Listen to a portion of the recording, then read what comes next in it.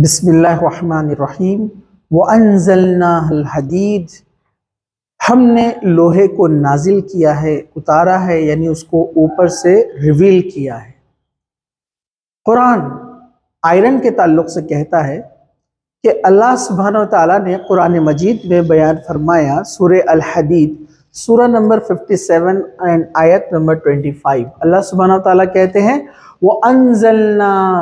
व अंज़लनल हदीद फ़ीही बअसुन शदीदुन व मनाफ़िअ लिन्नास के verily we send down the iron wherein is great military might and benefits for the people, कि हमने लोहे को उतारा जिसमें बहुत शक्ति है और लोगों के लिए बहुत से लाभ है।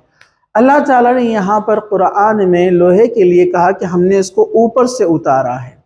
और आज की जो मेडिकल साइंस है वो हमें बताती है कि लोहा एक ऐसा एलिमेंट है, आयरन एक ऐसा एलिमेंट है कि हमारी धरती उसको बनाने के लिए सक्षम नहीं है, उसके लिए कैपेबल नहीं है, क्योंकि आयरन के लिए, आयरन एलिमेंट बनने के लिए जो स्ट्रक्चर और जो टेम्परेचर और साइज चाहिए वो हमारे इस धरती पर मौजूद नहीं है।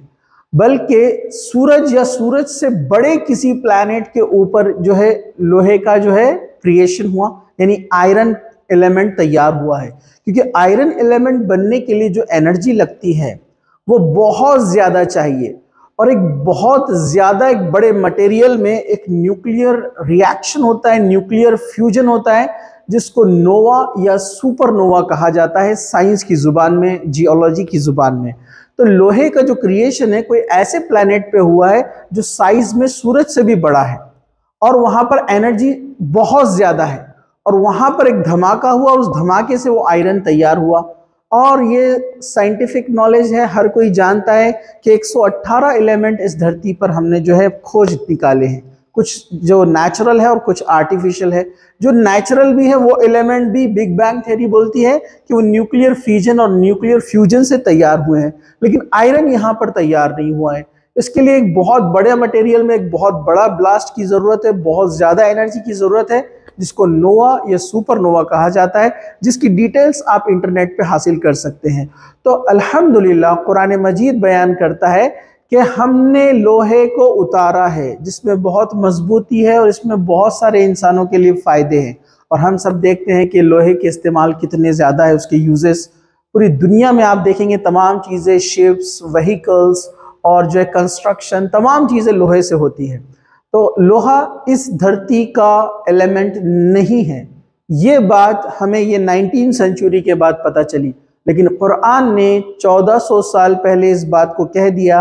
अल्लाह ताला कहता है क्या फरमाया, वो अंज़लनल हदीद, हमने लोहे को उतारा है, मतलब ये किसी दूसरे प्लैनेट से आया है।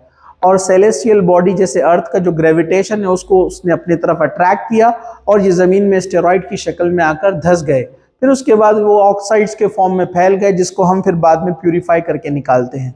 तो ये एक बहुत बड़ी निशानी है कि हम कुरान को पढ़े, उसको तर्जुमे से पढ़े, ट्रांसलेशन के साथ पढ़े, जिस ज़ुबान में आपको आता है, और उसको समझे कि अल्लाह ताला ने इसमें और कौन कौन सी निशानियाँ रखी हैं जिसे हम नहीं जानते।